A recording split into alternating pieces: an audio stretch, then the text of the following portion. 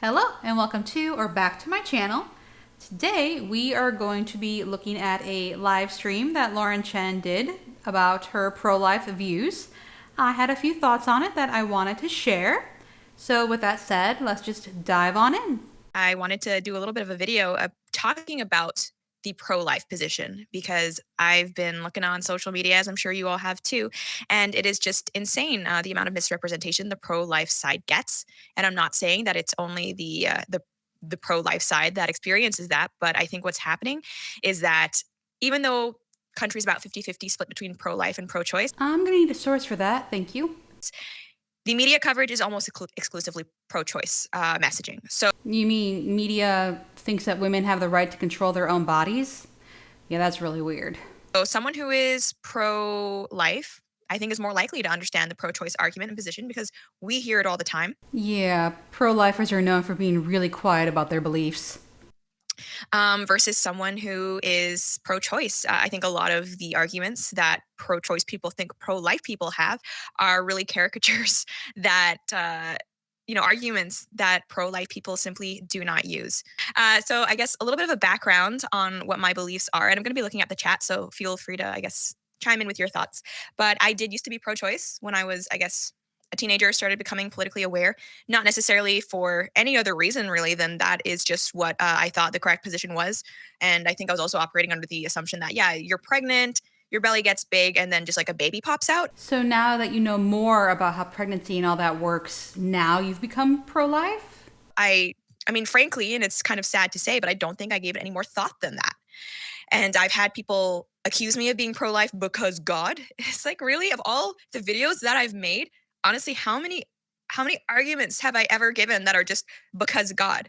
That frustrates me. But no, I became a born again Christian as a like when I was around 16. But that's, I wouldn't say when my opinions about abortion changed because So I haven't watched the video in full yet, but I do believe Lauren when she says she's not anti-choice because God. However, she says she's a born again Christian, so that's kind of a common belief. It's not as though she was, thinking outside the norm by becoming a born again Christian and then deciding she's pro-life. and maybe this will sound insensitive, but abortion was just not something that I thought of in my regular day-to-day life. And so So I also want to add that it's fine and normal for teenagers to not spend a lot of time thinking about abortion. I certainly never did. And it is also totally fine to have an opinion, but your opinion stops being just an opinion. This is a very serious video, cats, and you are playing. Anyway, but your opinion stops being just an opinion when you try to legislate it into law, so others have to, even if they don't agree with your opinion, abide by your opinion. I remained pro-choice just kind of out of default for the longest time. It's not actually until I became a little bit more aware of fetal development that I started leaning toward that. And, people criticize the pro-life side for those very graphic images of fetuses being torn apart. But So, first, as I recall, people were criticizing the use of those images because they were in places where actual children could see them, and they were very graphic, which is not something children should see, which I would think the pro-life folk would be all about protecting the children, but I guess their concern doesn't extend nearly as far once they're actually born. And second, one of the issues was that images of like a 30-week-old fetus was being used to demonstrate this is what abortion looks like in the first trimester, which is obviously misleading. frankly, for people like me, that was necessary because there was this cognitive dissonance that I was having, thinking that, it's just a clump of cells and then boom, after 9 months, it pops out a fully formed baby. And it's like, that's not how that works. Fetal development happens quickly. I mean, heartbeat at around 6 weeks, formation of the brain begins around the same time. So yeah, I mean, those images and just being more aware of biology when you have babies, premature babies being born at 20 some weeks, I don't know how you can go around and argue that, well, they should be able to also abort or terminate a pregnancy at that same point because, yeah, it's just a clump of cells is clearly not the case. I need a source for who's saying that a 20-week-old fetus is just a clump of cells. So for a while, I guess I identified as pro-life, but I was one of those people that thought there still should be room for abortion earlier on in the pregnancy because, there are like, it doesn't just happen that a baby is fully formed. There are the earlier weeks, the first trimester. And so that I was kind of arguing, well, I mean, if there needs to be some sort of compromise, maybe we just allow it to the first trimester and then nothing after that. Everyone should be happy with that, right? Well, no. I kind of feel like pro-lifers like Lauren don't really put much thought into why people get abortions. They hear, it's just like, 20 something women that get abortions, like birth control, because they don't want to take responsibility, and it's just, more convenient to have an abortion. And they don't think of it beyond that. I really think Lauren could benefit in more research as to why people have abortions, because it's not all convenience. But as time has come on, I've begun to realize that not only are the people who are advocating for abortion increasingly unsatisfied with anything less than no restrictions up until birth. So just to be clear, Lauren wants to ban abortion because there are people who think there should be no restrictions on it. We're seeing that. That's how it is in Canada. We're seeing that in places like Virginia too. Not the Virginia bill again. So I'm going to guess at this point that Lauren has just heard what the bill is about and not actually sought it out to comprehend the actuality of that bill. And on the off chance that there's someone watching this who has not done so, I will leave a link to a news article about the bill below. I think places like New York, but also just medically speaking, philosophically speaking, there is no non-arbitrary distinction between first trimester, second trimester, third trimester abortions, right? If one is wrong, then all are wrong. You can argue that once the fetus starts to feel pain, it's especially more cruel, which was sort of my reasoning beforehand. But that doesn't mean that before that development, that it's simply okay. I've heard people argue that, abortion should really be dependent on the viability of the fetus. And frankly, that just doesn't really track with me, because viability is dependent on oftentimes the medical resources that are available. So can you say that it is moral in, let's say, a developing country to abort a baby at 20 weeks where there is no viability, but then immoral to abort a baby at 20 weeks in America where, there are, I guess, resources available that could ensure that it lives? So what Lauren is forgetting here is that people who want to get an abortion want to get an abortion. They no longer want to remain pregnant. That's why most abortions take place in the first trimester, because people want to get that abortion as soon as possible. And most of the time, second and third trimester abortions are done because of maternal health or fetal abnormality. That means they would not survive after birth. And that does not seem to play in her argument here at all. She's just all about the viability. And it's just like, there's no one waiting till like 20 weeks and then going, everybody already knows I'm pregnant, but you know what? I really don't want to be pregnant anymore, so I'm going to go have an abortion. And also, there's no doctor that's like, oh, you're 20 weeks pregnant and you changed your mind, you want to have an abortion? Okay. There are restrictions in place almost everywhere. I think there's 6 states out of 50 that don't have restrictions. So yeah, it's the further along you are, it's harder to get an abortion. And also, if you want an abortion, you're not waiting to the last second to get one. Is the value of human life dependent geographically on what medical equipment is around? I don't think so. So that's why viability, frankly, it's not a good litmus test for me. Never mind the fact we are actually talking about destroying a life. It's not merely just not trying hard enough to save it. This is actively destroying a life. So we can talk about, it's even repugnant to think about rationing care to cancer treatments in countries that have not enough resources. But this would actually just be killing certain cancer patients because you don't think that there's enough of chance for them to survive. So this is what I'm trying to say, very poor metric to base the value of life on. Also a really poor argument to try to compare abortion to cancer. All right. Then let's talk about dependency. I've also seen people argue that the abortion should be allowed because fetuses are dependent on the mothers and therefore it should be her body, her choice. It's like, okay, well, that does argue for abortion up to the point of birth, which I think most people would agree is immoral because the birth canal is not some magic arbiter of the value of human life or rights. But also, if you are arguing that dependency nullifies the value of a person's life, you also have to realize that same argument can also apply to babies that have already been born, to toddlers, to the infirm, to the sick, to the elderly. Again, this is a very concerning metric to try to base the value of life on. This is not the first time I've heard this argument, and there is so much I want to say. So first, let's say that there's someone in a care facility for whatever reason. They can't live on their own. They require assistance. Okay.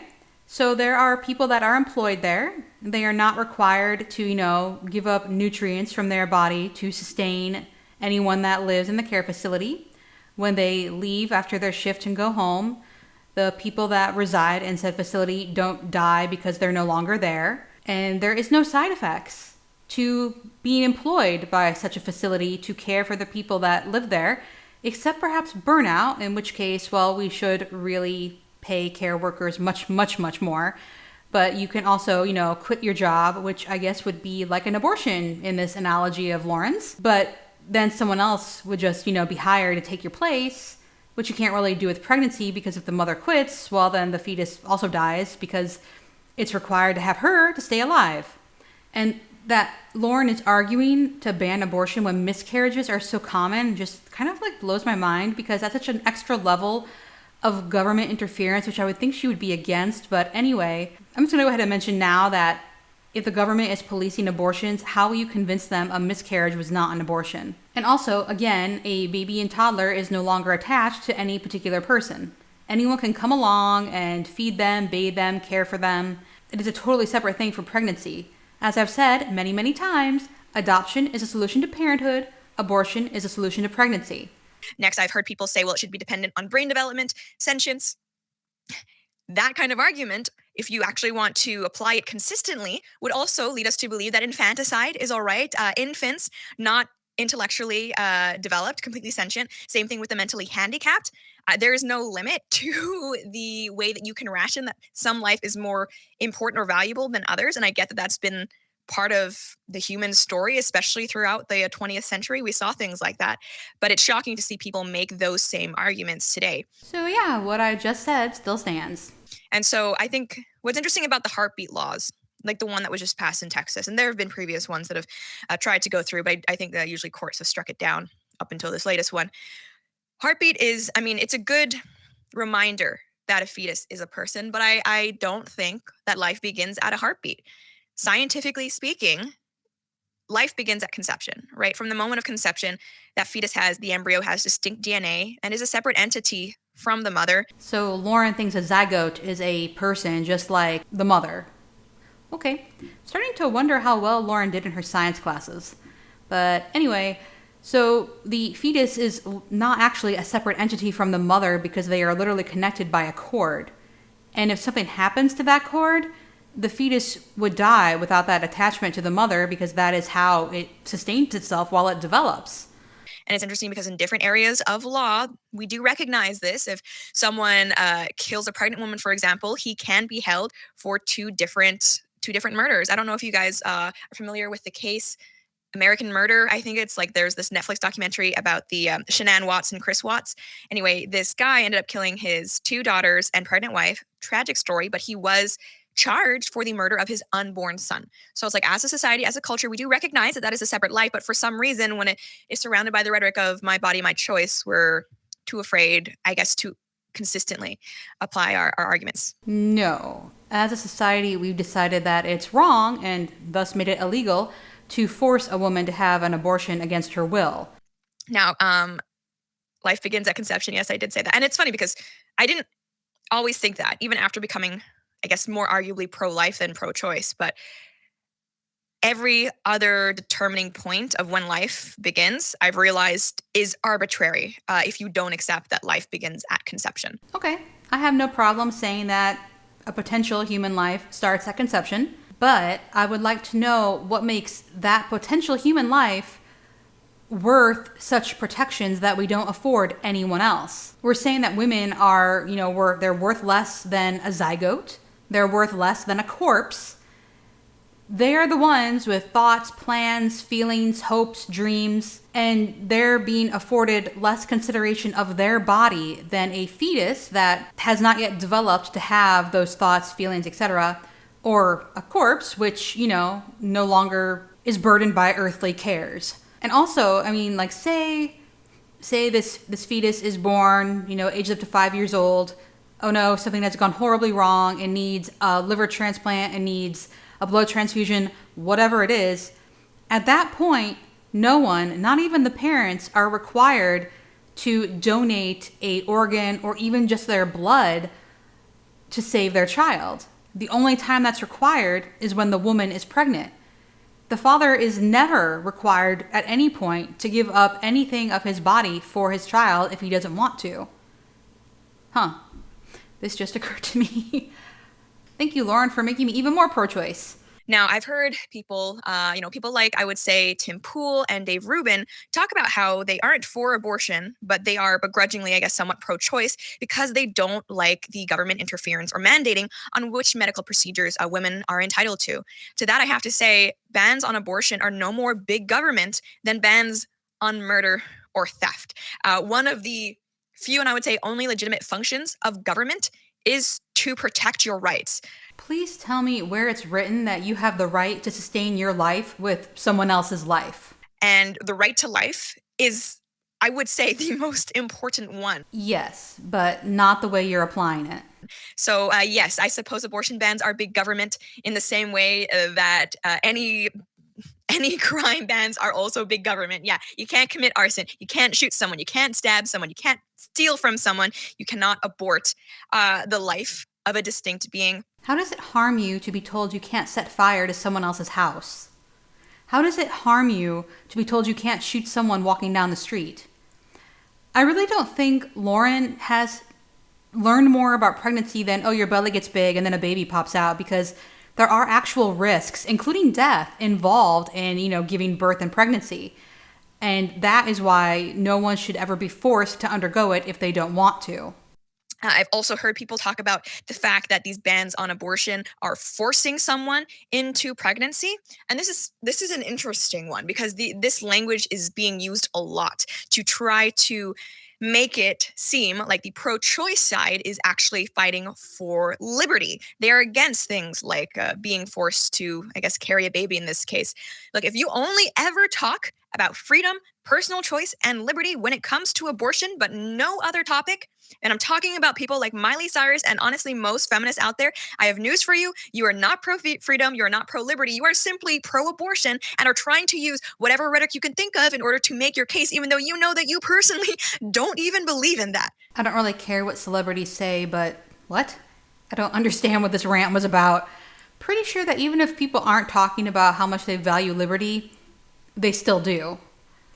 This was really weird. You don't. You're not pro-liberty. You're not pro-freedom. You just want to say whatever you can think of so you can keep aborting your children. Does Lauren know that just because someone's pro-choice doesn't mean that they themselves would have an abortion? Does Lauren know that there are people out there with kids who are pro-choice? Okay, that's what it is.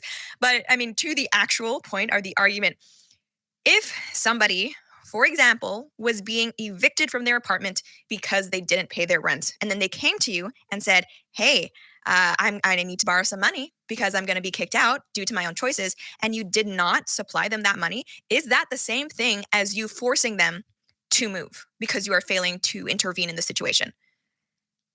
I don't think so. Yeah, there's a big difference between forcing someone to do that versus not intervening. What is with these analogies? But okay, in this scenario, it would be like they asked you for the money, you said no, so they went to someone else and got the money, and then you took the money that they got from someone else from them and said, no, I can't let you have that. Even though them getting the money to save themselves from eviction has nothing to do with you in any way, shape, or form. Is America, for example, right now forcing the Afghan people to live under Taliban rule? No, America is not involved in that situation right now. That is just the natural outcome of things as they are. So I recently saw someone tweet out that with the abortion ban, essentially it's the government injecting you with something and then forcing you to carry a child against your will. And it's like, it's not the government that injected you with the baby making juice. 99.9% of the time, that's something that the woman did to herself. I wonder what it's like to be so smug. Anyway. And that is one of the reasons I'm pro-choice, because you have no idea what has led a woman to a situation where she wants an abortion. So not intervening in a situation is not the same thing as forcing someone to bear the fruits of that situation. And I think especially when we consider that the intervention in question is the termination of human life, no, you cannot use this as an argument. And except it's not about determining human life. It's about bodily autonomy. I've seen this especially used in relation to women who sadly have been raped. Karlin Borisenko is someone who I follow who is very vocally pro-choice.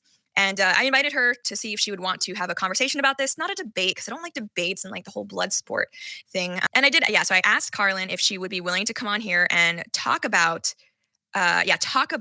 this conversation and how she is pro-choice.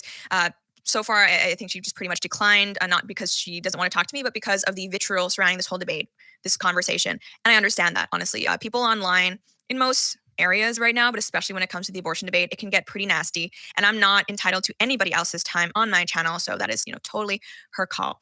But she's posted something saying that not allowing abortion in cases of rape, which by the way, there is no exception in Texas for cases of rape. You have the 6-week cutoff before which anybody is able to get an abortion for any reason, and then after that, there is no exception in rape or incest, only for health and safety of the mother.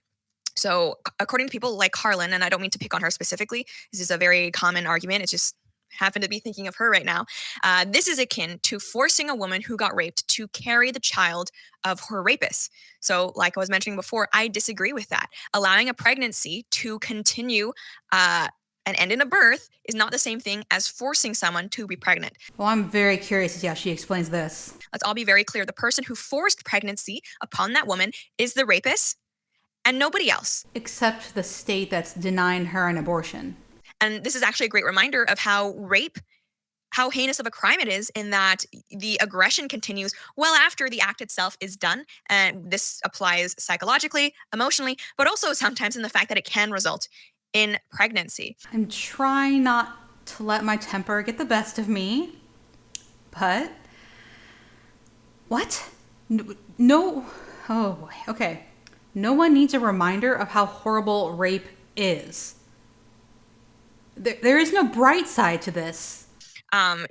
This is, I think, an issue of deontology versus, like, I guess, a consequentialism, but also a consequentialism that doesn't recognize a fetus as a life. So, for people who aren't familiar with deontology, and Liam, he studied philosophy, so he's like really on about this. And this is also, I guess, how the Catholic worldview functions as well. An act in and of itself is either moral or immoral. And so, for someone who is a deontologist, if you look at the act of aborting a child, ending that life, even if you say, well, a good can come of it because then this woman won't have to carry a baby that she doesn't want, because the act in and of itself of aborting a child is immoral, it is not permissible, even if it does result in what some might call the greater good. If you feel that way, that's fine, but don't put your beliefs on other people. And so I think this is the argument that people like Carlin are trying to make, that even though it's not necessarily a good thing to have an abortion, it's even worse to force someone to carry a child against their will. I've already talked about how I disagree with the use of the word force in this situation, but these people would not be making this argument if they did recognize that a fetus was alive. Because as terrible as it is, this argument would not be made if these people, pro-choice people, recognize a fetus as an actual life, because you would no longer be able to say it's for the greater good that someone not have to carry a pregnancy to term, if you thought that the way to avoid that was actually by ending a real life. No, I still stand by what I said earlier. I can grant that at conception there is a potential human life, but that still doesn't supersede a woman's bodily autonomy. So not only are we dealing with a difference in deontology versus consequentialism, or some might call it utilitarianism, but the question of when does life begin also comes into play here. And this is what is so complicated about having a discussion about abortion just in general, because there are so many different areas that we need to have agreement upon to have a productive conversation, which we don't have agreement on. And so most times it just ends up being very nasty, very vitriolic, and ultimately unproductive. And I think this is, again, just another reminder that rape is even worse. And I've had people kind of post comments on social media in light of this abortion ban saying, like, well, if life begins at conception, then should child support begin as soon as someone gets pregnant? Yeah, pregnancy has bills associated with it. If we can prove paternity, of course, then absolutely. Well, I'm glad to hear her say that, but that doesn't change the fact that most women don't know they're pregnant at 6 weeks. And even if they did, that doesn't change the fact that you don't book a doctor's appointment within the same day. You still have to wait to see a doctor. So even if at 6 weeks you realize you're pregnant, it'll still be at your 7th or 8th week that you can get a doctor appointment. I've also seen someone say, should there be life insurance for pregnancies? I don't have a problem. Obviously it would be up to an insurance company, and probably in the first trimester, insurance wouldn't be worth very as much because there's a greater rate of miscarriage. But yeah, totally fine with that. I sincerely doubt any insurance company would be willing to insure a fetus. And then someone else said, does that mean that we shouldn't deport women who are pregnant because they're carrying an American citizen? And first thing I want to say to that is birthright citizenship It's not a good idea. I don't support it. That's another conversation, though. But also, birthright citizenship in the law says that it is based solely on when someone is born. So as long as, that baby hasn't been born yet, no, she's not carrying an American citizen. So that question I don't think is very well thought out. So you want to give a fetus all the rights of being a separate individual person before birth, except for citizenship. Okay. And also, I would like to note that Roe versus Wade is also a law, and yet look at Texas. Pro-life, yet pro-death penalty explained. That is a great point that a lot of people bring up. And so, I mean, personally, my justification might be a little bit different than most people because I don't have a problem with the concept of a crime being so heinous that it does warrant the death penalty. But I'm very hesitant to grant the state that power because I don't believe in the state's infallibility. But for people who do support the death penalty and are pro-life, I still think, calling them hypocrites is kind of a cop out because there's a difference between saying we shouldn't terminate this life of this unborn child because they are innocent versus this person has done something so heinous they are deserving of capital punishment. So these are different questions in my opinion. One is saying we need to protect the sanctity of innocent life. The other is arguing for capital punishment on someone who deserves it. So except there's always a chance that the person sentenced to death row was wrongfully convicted and is not actually guilty. I don't know. I've never put much stock into that argument. Another one that I hear quite often is that you're not pro-life, you're just pro-birth, because if you were pro-life, you would also advocate for things like Medicare for all, universal housing, all of these things to really take care of children once they are born. Okay. So I also want to talk about here how there are amazing crisis pregnancy centers out there who do actually do a lot of charity work, working with women who have unplanned, unexpected pregnancies, providing them with resources, coaching on how to be a parent, adoption help, anything that they might need but not have access to. And okay, but how long does that support last? It's not like diapers and formula is only going to be needed for a few months. It's an ongoing problem. That's why there's a thing called generational poverty. I really don't think that Lauren has actually thought this out. I think pro-life people in general, we need to be more willing to, support those causes. I know several women myself who are amazing and who do volunteer their time for stuff like that. It's just such a great cause. Different pro-life organizations also do have things like scholarships for women if they, are carrying out a pregnancy and plan to adopt, but would like to go to school after or have some work training. These programs do exist. And in general. Well, thanks, Lauren. I'm actually researching for a pro-life activism video that I'm working on. So this gives me some more to look into. It's so sad that there are women out there who do fall pregnant unexpectedly and who think that abortion is their only choice. Like that in and of itself is a conversation we need to have. We need to streamline the adoption process, all of that stuff. But regarding, people like AOC who just say, oh, you're just pro-life. This is akin to saying that if you don't want someone to be murdered, but you also simultaneously don't provide for their food, healthcare, housing, every basic need, then you don't really want them to live. And it's like, no. And I would strongly advise you spend less time on Twitter. Really? Really? I mean, this is where we get this amazing illustration of the concept of positive versus negative rights and positive versus negative freedoms. You have a right to not be killed or not be aggressed upon. And I think it's important that we uphold that right for the unborn. Nobody has a right to the fruit of other people's labor. But a fetus does have the right to a woman's body, including things like healthcare, housing, or food. So again, this is an argument that when you actually think about it, doesn't really track. And it's also kind of ironic considering this comes from people who are now largely trying to say that the unvaccinated should not get healthcare. But no, I'm pretty sure they say that because there's now multiple vaccines available to prevent most people from getting so sick as to need hospitalization. But instead, they're choosing to believe the fear-mongering by Fox News and other such networks instead of getting vaccinated. But I'm sure Lauren has a very different story to tell about this. Anyway, and also, conservatives are for charity. I mean, on average, conservatives give more to charity than leftists or socialists. So there are actually many conservatives who would say, yeah, actually, I do think that we should try to provide for these people once they are born. I just would rather people do that voluntarily through charity rather than mandatory government wealth redistribution. Okay, but I would like to note that from the way Lauren tells it, Republicans are, living up to their word and funding these pro-life organizations to help out women and families. But in reality, we don't actually know what they're donating to. All those donations could be going to the NRA for all we know. And I'm sad to say that I really don't trust that. But anyway, I would also like to note that the government reaches everyone, while those private charities are not available for everyone. And also, government funding is steady, whereas charitable donations fluctuate based on how someone is doing financially that year. I can see that some people say it's a necessary evil because these children would have worse lives because they're unwanted and might grow up in the system or poverty, but not so much a fan of that. I mean, again, carrying that logic to its conclusion, it's essentially advocating for like class genocide or genocide of people with, physical disabilities. It's not our duty. It's not our right to make judgments on whether someone's life would be worth living or not. It's also not our right to declare that a woman must give birth if she gets pregnant, but Lauren seems to have no problem saying that it is.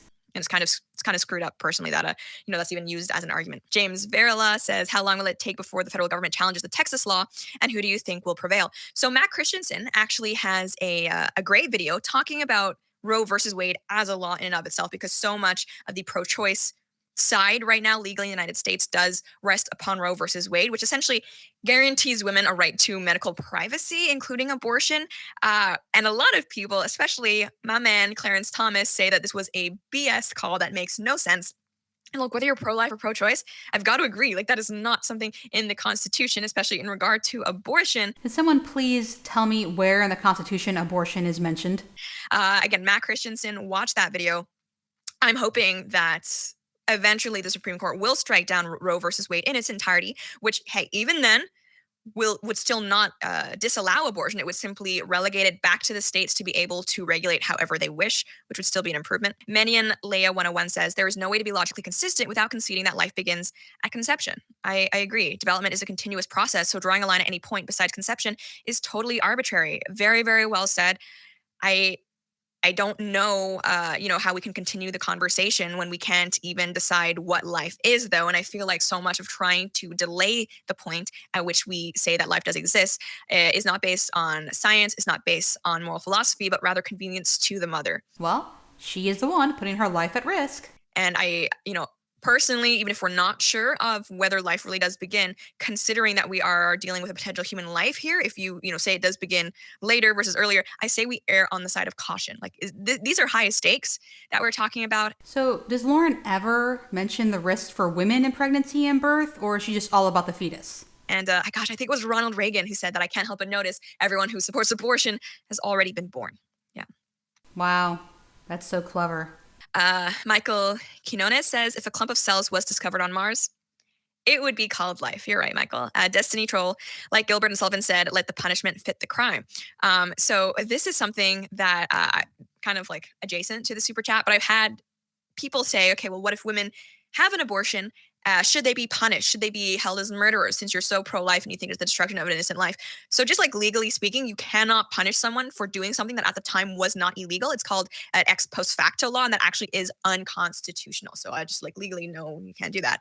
Lauren, you know perfectly well they're not talking about right now. They're talking about in the future, should abortion become illegal. But also, I guess, more morally speaking, I think there is a genuine problem with our society where we tell women that the baby is just a clump of cells. This doesn't matter. This is actually a brave thing for you to do, girl power, et cetera, et cetera. I think a lot of women go into an abortion, frankly, being lied to. And some of the most vocal pro-life activists right now are women who themselves have had abortions, have experienced this, and who want to spread awareness of it. Abby Johnson is a great example of this. So I think these women, they should be embraced. Their voices should be lifted up, as words of wisdom, people with experience in this situation.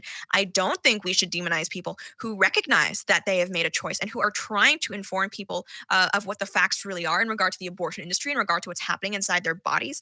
That's my opinion on that. But if you truly think that abortion is murder, oh, right.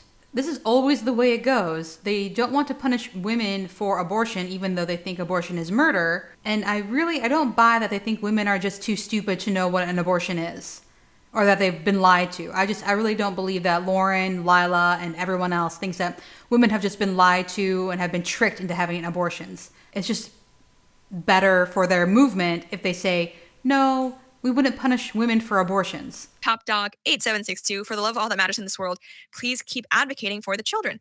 I definitely will do that. Obviously, I'm not someone like, Lila from Pro-Life Action. She's, someone who has dedicated her career to advocating for the unborn. Okay, but what about advocating for the children? Definitely not on her level, but I think it's interesting because in so many different ways, the culture is really just falling to the left at an accelerating rate. One area that I think is different is the pro-life movement. Of course, on the one hand, we have like post-birth abortion advocates, but we see, I think, a lot more progress on the pro-life side than essentially any other right-wing agenda. And I think it's because, this is a scientific issue. Science is very clearly on the side of life of the fetus. So, despite what Lauren and her ilk claim, not that many people are actually pro-abortion. We would actually rather they, happen less, but our reasons for wanting them to happen less are different, and our ways of getting there are different. But I've seen people talk about, well, you can't say you're anti-choice, but for the vaccine mandate, and it's like, you kind of can. Basically, the argument against vaccine mandates is that the government should not have the right to impose a medical procedure upon you, that you should have the right to refuse medical procedures performed upon you, especially ones that might put your well-being in jeopardy. Conservatives or people who are trying to advocate for the pro-life position are simply trying to extend that right to the unborn. So she does know the unborn aren't like floating in space, right? They are attached to, an actual human. Actually is a pretty morally, philosophically, legally consistent position. What isn't consistent, however, is the idea that it's my body, my choice when it comes to abortion, but that when it comes to a vaccine, it's your body, my choice. And I've seen people say, well, pregnancy isn't contagious, so it doesn't affect other people. Vaccine mandates do.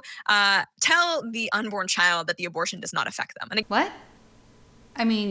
Okay, but you can't tell a fetus anything until like 6 or 7 months when it can begin to hear things outside of the mother's body. And even if you did tell it that, it wouldn't have like the brain capacity or consciousness to comprehend what you were talking about until years after birth. Again, it's hard to have these conversations when, the crux of the pro-life argument, concern for the unborn child, it's not really acknowledged at all by the left. So. Well, I admit I would take their concern for unborn children more seriously if they were doing anything that I will mention at the end of this video. Sleepy Doodle says, if it requires your body to survive, then sorry, bruh, you should have the right to get rid of it before it affects your life that's actually being lived. Mother comes before the unborn. But again, if it requires your body to survive is not a consistent metric across geographies or across history. So is the value of a baby's life less valuable in Africa, where they maybe don't have the medical equipment to I guess have the baby be viable at, let's say, 22 weeks, but it is valuable in America, where the UK, the Western world, where there have been premature babies born at 20 some weeks who have survived. So Lauren does know that we don't make the laws in Africa or any other country, right? That does not make sense to me. Okay, viability is another arbitrary line that depends on medical resources in order to validate the worth of human life. It doesn't make sense. It's not a consistent position. I'm sorry. That's okay. Your thoughts here don't make any sense to me either, so we're even. Also, a good point from Dominic. Anyone on welfare requires my body to survive, as without taxes gained from my labor, they would not eat. Do I now have the right to murder them? And again, this is also a point that applies to babies, to infants who are solely dependent on the people around them to survive. Not a good way to measure the worth of human life. Does this person think that you can tell if someone's on assistance just by looking at them? Do they think we would get a roll call of who's on assistance along with their picture delivered to our homes if we're working? This is also not a good analogy. I'm not going to repeat myself here because this video is probably already going to be long enough, but please refer to earlier when I did my care home worker situation. Destiny Troll says, I was talking about the abortion versus murder angle that some people take against the pro-life position. An unborn baby has committed no crime, even if their father did. That's not the child's fault. Yes, this is absolutely true. And that is why, and this is something that it's very controversial to say, but having rape and incest exceptions in abortion bans or regulations does not really make sense, because either that child's life is distinct and it is worth protecting, or it's not. Punishing someone for their lineage, their heritage, is not something that we as a society accept. Why would it be different for a child who's a product of rape? And actually, there are people online, again, advocates of the pro-life side, who were born of rape themselves, and they are very appreciative that their mother did not abort them. It's hard to tell someone like that, no, their life is worth less because of a crime their biological father committed. Well, I'm glad she's being consistent, at least, because I did always wonder when anti-choicers would be okay with rape and incest exceptions. But no. I mean, just because someone is glad they weren't aborted doesn't mean it should be banned. If they were, they would never know the difference. So, how does that work? And it's much better for a child to be born into a place where they're wanted rather than being born because their mother had no other option. Folkert Cornelis says, "Hi, Lauren. How do you feel about euthanasia? An unborn child is not given a choice, but what about someone with a terminal illness who chooses assisted suicide? Many greetings from Holland. I do not support euthanasia. I believe that killing somebody, taking a life is wrong. I guess that makes me more of a deontologist. Actually, no, I'm a virtue ethicist. I'm not a deontologist, but in this one case, no, I do not support euthanasia. And I think euthanasia is an example of a slippery slope. This person mentions someone who wants assisted suicide, who is maybe in hospice care, which I think is the most palatable justification or situation for euthanasia. But it's gotten to the point where I believe in some Nordic countries, they are performing euthanasia on, for example, people who have mental illness or mentally handicapped. And I think I don't think we can call ourselves a society that values human life while we are, I guess, offing people who we deem flawed or, I guess, less than. You believe? You just said that some Nordic countries you believe are euthanizing people that they deem flawed. And there is no source mentioned. There's no source in the description for this video. And she has to know that there are people who watch her who will just take her word for it and are now going around believing that Nordic countries are just euthanizing people that they just, aren't productive citizens.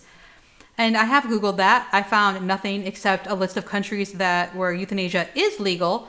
So if someone can provide me a link to, where any country is euthanizing people that they deem flawed, I would greatly appreciate it. All right. Well, that was long. So as I think I mentioned at some point in this very long video, I would have a much easier time believing that pro-lifers are pro-life if they would just look at the reason women have abortions and then try to get at the cause of why and try to eliminate that rather than thinking just banning abortion would just save babies. Although, I guess that's probably easier than, everything I'm about to mention. From the start, if you would just advocate for comprehensive sex ed and affordable and accessible birth control, you can prevent unwanted pregnancies before they even start. And then on the other side, a higher minimum wage, affordable housing, universal health care, that can help a woman not feel she has to have an abortion because her finances are too shaky and she can't afford a kid. But I guess it's just easier to say ban abortion and that'll take care of everything, I guess. Yeah, I'm going to keep calling them anti-choicers.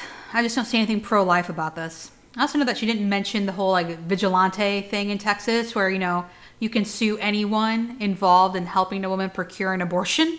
All right, that is the end of this video. Please feel free to like and subscribe if you would care to do so. And yeah, I will see you in the next video. Bye.